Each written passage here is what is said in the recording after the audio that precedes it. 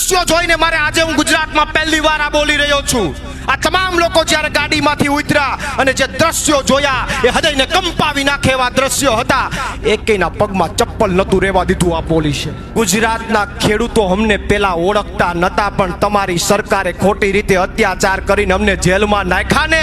તો પ્રવીણ રામ કોણ છે, આ બધા કોણ છે, એ આખા ગુજરાતના ખેડૂતો અમને ઓળખતા થઈ ગયા છે.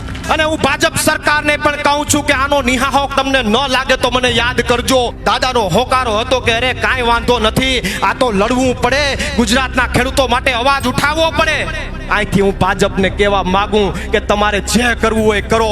પ્રવીણ સામે રામ સામેની લડાઈ લડવી હોય તો લડી લો, આમ આદમી પાર્ટી સામેની લડાઈ લડવી હોય તો લડી લો, પણ આની ઉપર તમે જે અત્યાચાર કર્યો છે એનો નિહાહો ન લાગે તો યાદ રાખજો સાહેબ.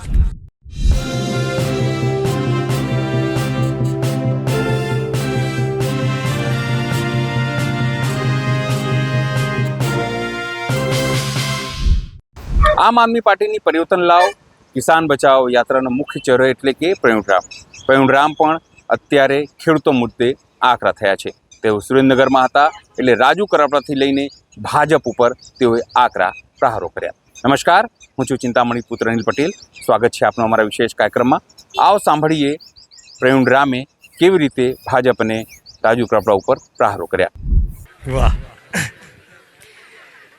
108 દિવસની ગુજરાતના ખેડૂતો માટે લાંબી જેલ કાપ્યા બાદ સોમનાથ દાદાના ચરણોમાં દર્શન કરીને શરૂ થયેલી આ યાત્રા આજે તમારા ગામની વચ્ચે ઉપસ્થિત થઈ છે. રાજકોટ સરદારની અંદર ફૂલડાઓ વેરીને ખેડૂતોએ જે સ્વાગત કર્યું એ જ રીતે તમે અહીંયા આ તમારા ગામે મારું અને અમારા તમામ લોકોનું, તમામ નેતાઓનું સ્વાગત કર્યું. એ બદલ તમારા ગામનો અને તમારા વિસ્તારનો આભાર માનું છું સાહેબ. અહીંયા મંચસ્થ તમામ મહાનુભાવો, આમ આદમી પાર્ટીના અધ્યક્ષ અને ખેડૂતો માટે હરમેશ અવાજ ઉઠાવતા એવા ઈશુદાનભાઈ ગઢવી હોય, અમારે પાર્ટીની અંદર મહામંત્રી એવા મનોજભાઈ સોરઠિયા હોય, જેમણે હમણાં તેજાબી ભાષણ આપ્યું એવા ભાઈ બ્રિજરાજભાઈ હોય, મારી સાથે જેલમાં જેલ વટ્ટો ભોગવ્યો અને 108 દિવસ રહ્યા એવા રમેશભાઈ મેર હોય, પરસોત્તમભાઈ હોય, અને ખાસ એક વ્યક્તિનો વિશેષ આ ધરતી ઉપર આભાર માનીશ કે મારી ગેરહાજરીની અંદર હું જેલમાં હતો. મારા 1 વર્ષના દીકરાનો જન્મદિવસ હતો અને હું જેલમાં હતો. એ સમયે હું મારા દીકરાનો જન્મદિવસ ઉજવી નથી શક્યો, પણ મયુરભાઈ સાકરિયા અને એની ટીમે મારા દીકરાનો જન્મદિવસ ઉજવ્યો હતો. એને હું ક્યારેય નહીં ભૂલી શકું,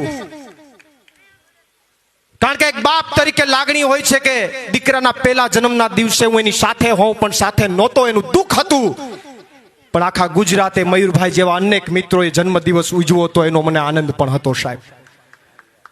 અન્ય વિક્રમભાઈ દવે, જોગરાણાભાઈ અને તમામ મિત્રો, અને જેલમાં મારી સાથે તમામ રહેનાર તમામ મુદ્દેગારો, જેલમાં ભેગા હોય ને મુદ્દેગાર કહેવાય, એટલે જેલના મારા બધા મુદ્દેગારો, જેલમાં જેટલા હતા એ બધા હાથ ઊંચો કરો.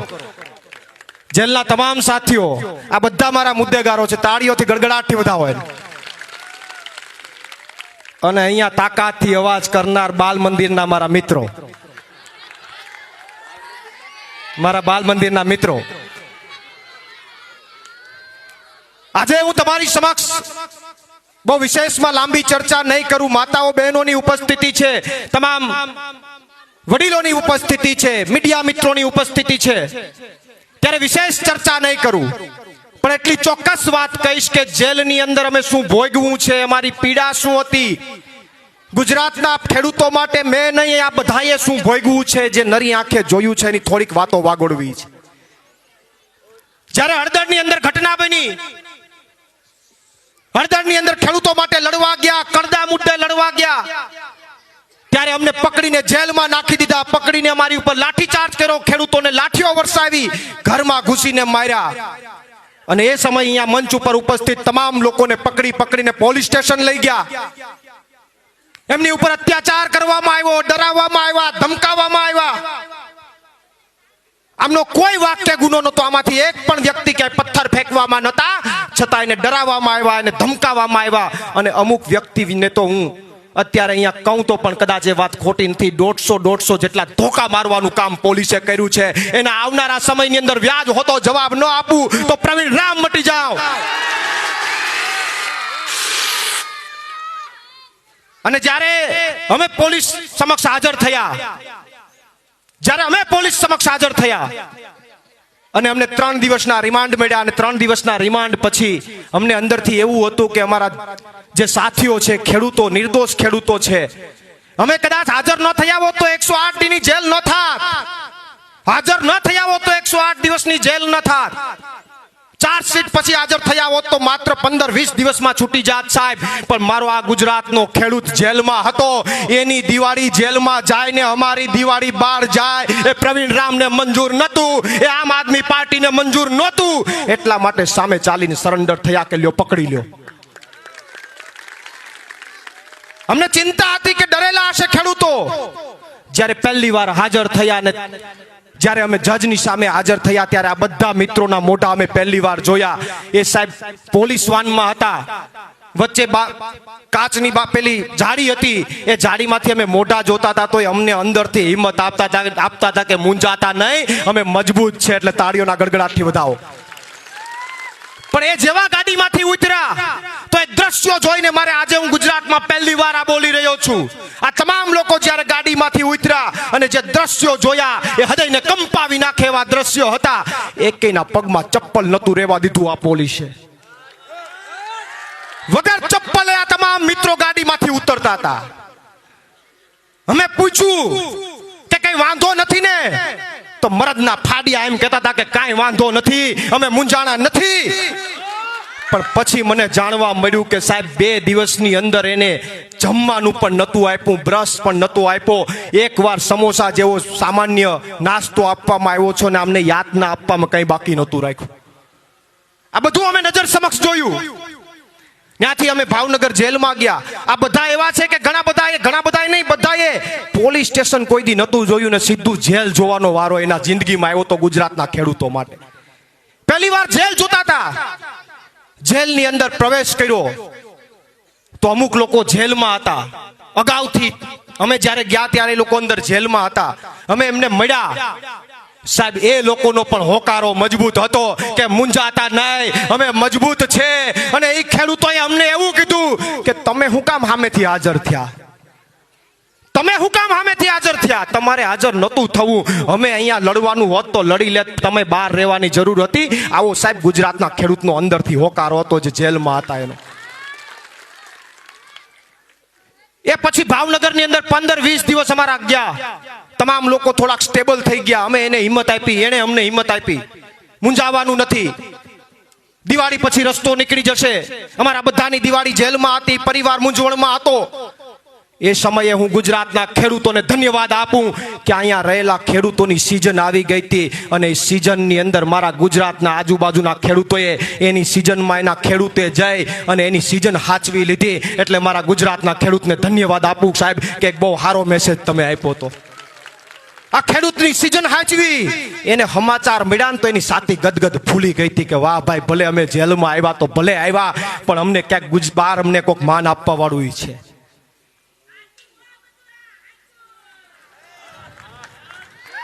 અને એક વ્યક્તિને હું અત્યારે તમારી સામે યાદ કરીશ. અને હું ભાજપ સરકારને પણ કહું છું કે આનો નિહાહો તમને ન લાગે તો મને યાદ કરજો. એક 75 વર્ષના બાબા કમા દાદા, તમારી બાજુના જ ગામના વડલાના સરપંચ અને આખી લીગલ ટીમે ખૂબ મદદ કરી, એનો આભાર. એક કમા દાદા 75 વર્ષના, એને બક્ષવામાં ન આવ્યા, એને જેલમાં નાખી દીધા. અમે અંદર ગયા તો એમને જોયા કે ઓહો 75 વર્ષના વડીલને જેલમાં નાખ્યા. અમે એને પૂછ્યું દાદા વાંધો નથી ને? દાદાનો હોકારો હતો કે અરે કાંઈ વાંધો નથી, આ તો લડવું પડે, ગુજરાતના ખેડૂતો માટે અવાજ ઉઠાવવો પડે. પણ પછી ખબર પડી કે દાદાને બ્લડ કેન્સર છે. સાહેબ 75 વર્ષના એક વ્યક્તિ, એક દાદા જેને બ્લડ કેન્સર છે, એને પણ આ ભાજપની સરકારે બક્ષા નહીં, એને જેલમાં નાખી દીધા. આખી જેલ દરમિયાન મારી બેરેકમાં જતા, મારી યાર્ડમાં જતા, આખી જેલ દરમિયાન મેં કદાચ બીજા 2-5 વ્યક્તિને ઢીલા પાડ્યા હશે, પણ એ કમા દાદાને કોઈ દી ઢીલા નથી પાડ્યા. એનું મોઢું કાયમી હસતું રહ્યું છે. એ મને મળે, અમે પૂછીએ તો એમ કે ચિંતા ન કર દીકરા, મને કાંઈ વાંધો નથી. પણ સાહેબ દુઃખની વાત કહું કે જેથી કમા દાદાનો એક દીકરો એ જેલમાં આવ્યા પેલા 6 મહિના પહેલા ઈશુદાનભાઈ બ્લડ કેન્સરમાં એક્સપાયર થઈ ગયો હતો. અને કમા દાદા જેલમાં હતા એ સમયે એમનો જમાય એક્સપાયર થઈ ગયો હતો, પણ એના મેસેજ કમા દાદા સુધી પહોંચાડ્યા નહોતા. એ જ્યારે જેલમાં હતા ત્યારે એમના એક જમાય એક્સપાયર થઈ ગયા. એ વાત કમા દાદા સુધી પણ નહોતી પહોંચી, અમને નહોતી ખબર. અને એનાથી દુઃખની વાત સાહેબ કે કમા દાદાને જેથી જામીન મળ્યા ને એ દિવસે એનો બીજો દીકરો એક્સપાયર થઈ ગયો. આ દુઃખદ સમાચાર હતા, અમને ખબર નહોતી, અમે તો અંદર જેલમાં હતા. પણ સાહેબ એનો પરિવાર એની હિંમતને દાદ દેવી પડે. જેલમાં હોય ને એના જમાઈ એક્સપાયર થઈ જાય, મૃત્યુ થઈ જાય, અને જેથી બહાર નીકળે એ દિવસે એનો બીજો દીકરો સાહેબ મૃત્યુ થઈ જાય. આનાથી દુઃખદ સમાચાર ન હોય. અહીંથી હું ભાજપને કહેવા માંગુ કે તમારે જે કરવું હોય કરો. પ્રવીણ રામ સામેની લડાઈ લડવી હોય તો લડી લો, આમ આદમી પાર્ટી સામેની લડાઈ લડવી હોય તો લડી લો, પણ આની ઉપર તમે જે અત્યાચાર કર્યો છે એનો નિહાળો ન લાગે તો યાદ રાખજો સાહેબ.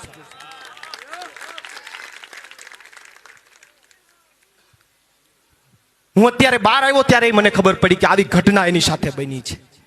અને મેં આજે ફોન કર્યો એને. સાહેબ આજની તારીખે એ માણસ એમ કહે છે કે મારે તમને મળવું હતું, મારે આવવું હતું, પણ મારા ઘરના બીમાર છે, એને હું હોસ્પિટલ લઈને ગયો છું. મારી ઈચ્છા છે તમને મળવાની, મૂકવાનું નથી, લડવાનું છે. આજના શબ્દો એના હતા સાહેબ. તો આ બહુ મહત્વની વાત છે. અને પછી ભાવનગરમાં આ લોકોને પહોંચાણ ન થયું તો અમને અલગ અલગ કરી નાખ્યા. અડધાને રાજકોટ નાખ્યા, અડધાને ભાવનગર ને અડધાને અમરેલી. રાજકોટ નાખ્યા તો આ બધા જેવી તારીખ આવે એટલે બધા હેઠે ભેગા થતા હોય, કોક ઓલે ખૂણે બેઠું હોય, કોક ઓલે ખૂણે બેઠું હોય.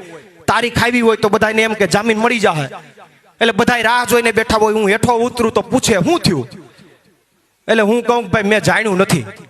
પણ હું બધાને એમ કહેતો, એ બધા એમ કહે કે આ વખતે જામીન મળી જાય. હું બધાને એમ કહેતો કે નહીં, હજી 20-25 દી મહિનો કાઢવાનો છે, તમે મનમાં એવું રાખો, કાલ નીકળી જાઓ એવું નહીં, આપણે 20-25 દી રાખો. એ બધાએ હિંમત રાખી સાહેબ. ઘણાના ધંધા પણ બેકાર થઈ ગયા, તો એ હિંમત રાખી. એની તમામની હિંમતને સલામ કરું. અને જેદી બહાર નીકળ્યા, જેદી એને જામીન મળ્યા, તેદી આમાંથી તમામ વ્યક્તિ જ્યારે બહાર આવ્યા ત્યાંમાંથી એકેયનો હોકારો નબળો નતો. એ મોટી વાત હતી સાહેબ.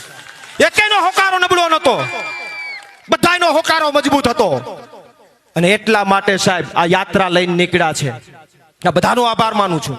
યાત્રા લઈને નીકળ્યા છે અને યાત્રાની અસર ભાજપના લોકોને થઈ છે. 2 દિવસ પહેલા અમરેલીના એક પ્રોગ્રામની અંદર ભાજપના કૃષિ મંત્રીએ એવું બયાન આપ્યું કે અમુક લોકો ખેડૂતો માટેની, ખેડૂતોના હિત માટેની યાત્રા લઈને નીકળ્યા છે, એને ગુજરાતના ખેડૂતો ઓળખી ગયા છે.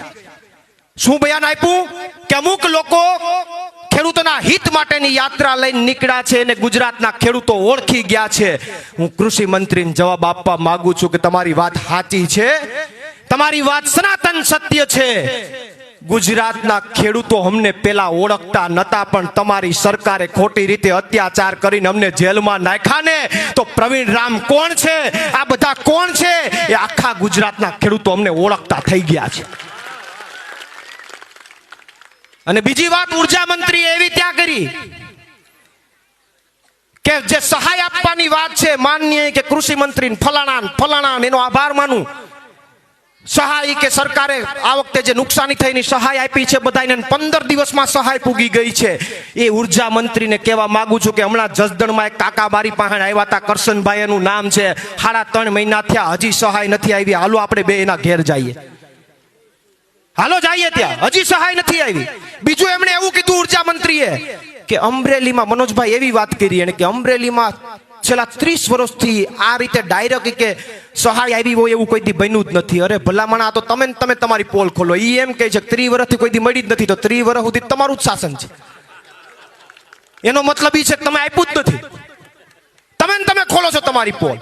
પછી એને એવી વાત કરી કે આ વખતે સર્વે બર્વે કાંઈ નથી કર્યો હોય કે બધાને આપી દીધું કે સર્વે બર્વે કાંઈ નહીં કે બધા ખેડૂતોને પૂછ્યું આવી ગયા સર્વે બર્વે કાંઈ નહીં. એટલે ભલા માણા વગર સર્વે કોઈ દી ગુજરાતમાં કાંઈ નથી મળ્યું. જેના સર્વે થઈ ગયા એને કોઈ દી કાંઈ નથી મળ્યું, તો સર્વે વગરની વાત ક્યાં કરો. અને સર્વે વિના મળ્યું હોય છે તો કદાચ તમારા ભાજપના મળતિયાઓને મળ્યું હશે, એ 100%ની વાત છે. કારણ કે અહીં તો સર્વેના મોટલા ભરાઈને ઓફિસમાં મુકાઈ જાય, કોઈથી કંઈ આવતું જ નથી, સર્વે જ થાય છે. અને ઈ એમ કે માની લઈ આલો કે સર્વે વગર મારા ગુજરાતના બધા ખેડૂતોને કે સહાય આપી દીધી. 50 લાખ ખેડૂત ખાતેદાર ગુજરાતના માનીએ ને તો એને 10,000 કરોડનું બજેટ જાહેર કર્યું. તો એક ખેડૂત ખાતેદારના ભાગમાં 20,000 આવ્યા તમારા બધાયના એકના 20,000 એક ખેડૂત ખાતેદારના ભાગમાં આવ્યા 20,000 બધાયના નથી આવ્યા ને. તો ઈ ગયા ક્યાં? જેને નો આવ્યા હોય હિસાબ માંડ જો ખાઈ ગયું ડોહું કોક ખાઈ ગયું, ખાઈ ગયા ને પાછા એમ કરે એમ કહે છે કે ખેડૂત માટે અમુક લેભાગુ તત્વો નીકળ્યા છે. અરે લેભાગુ તત્વો નહીં, ખેડૂત માટે અવાજ ઉઠાવવા નીકળ્યા છે સાહેબ. પણ વિશેષમાં ચર્ચા ન કરતા છેલ્લી વાત, મારા જેલના સાથીઓ અને મારા મુદ્દેગારો અહીંયા બેઠા છે તો મારે એક બીજી શાયરી બોલવી હતી પણ આજે એ નથી બોલવી. બોલું ના, પણ મારે આના માટે બોલવી છે, મારે આના માટે બોલવી છે. અમને બધાને અમારા મુદ્દેગારો જે છે એમને બધાને જેલમાં નાખ્યા. ભાજપને એમ હતું કે ડરી જાહે, ઘરે બેહી જાહે, તૂટી જાહે, ખેડૂત માટે કોઈ અવાજ નહીં ઉઠાવે. સૌથી મોટી વાત તો એ છે કે જેલ એવડી ભોગવા પછી આ સ્ટેજ ઉપર બેહું ને એ હિંમતની વાત છે સાહેબ. અને એમાં તમારો વિસ્તાર મોખરે છે જેલમાં આવવામાં. તમારા વિસ્તારના પાણીને તમારા વિસ્તારની ધરતીને નમન કરું છું. 50% અહીંથી 50% માલ ઉપડેલો હતો. પણ સરકારને એમ હતું કે આ તૂટી જાહે, આ ડરી જાહે, તો સરકારને આ બધા વતી અહીંયાથી સંદેશ આપું કે અમે જેલમાંથી તૂટીને નહીં, તૈયાર થઈને બહાર આવ્યા છે. અરે અમે બધા જેલમાંથી માય કાંગલા બનીને નહીં, મજબૂત બનીને બહાર આવ્યા છે. અરે અહીંયા બેઠેલા બધા અમે જેલમાંથી બીકણ બનીને નહીં, બહાદુર બનીને બહાર આવ્યા છે સાહેબ. અને અમે જેલમાંથી કઈ હારીને નહીં, પણ મારા ગુજરાતના ખેડૂતોને જીતાડીને બહાર આવ્યા છે. અરે અમે જેલમાંથી બધા કઈ ગુમાવીને નહીં, પણ મારા ગુજરાતના ખેડૂતોને કંઈક આપીને બહાર આવ્યા છે. અને અમે જેલમાંથી બહાર આવ્યા તો માર્કેટમાંથી ગુમ થઈ જવા માટે નહીં, માર્કેટમાં ગર્જના કરવા માટે બહાર આવ્યા છે સાહેબ. માર્કેટમાં ગર્જના કરવા માટે બહાર આવ્યા છે. અને અમે ઈ વગાડી લો વાહ. અને અમે જેલમાંથી સરેન્ડર થવા માટે નહીં, અમે બધા જેલમાંથી સરેન્ડર થવા માટે નહીં, પણ ગીરનો ડાલા મથો હાવજ બનવા બહાર આવ્યા છે. અને અમે જેલમાંથી શરણાગતિ સ્વીકારીને નહીં, શાયર બનીને બહાર આવ્યા છે. આભાર. બોલો ભારત માતા કી જય.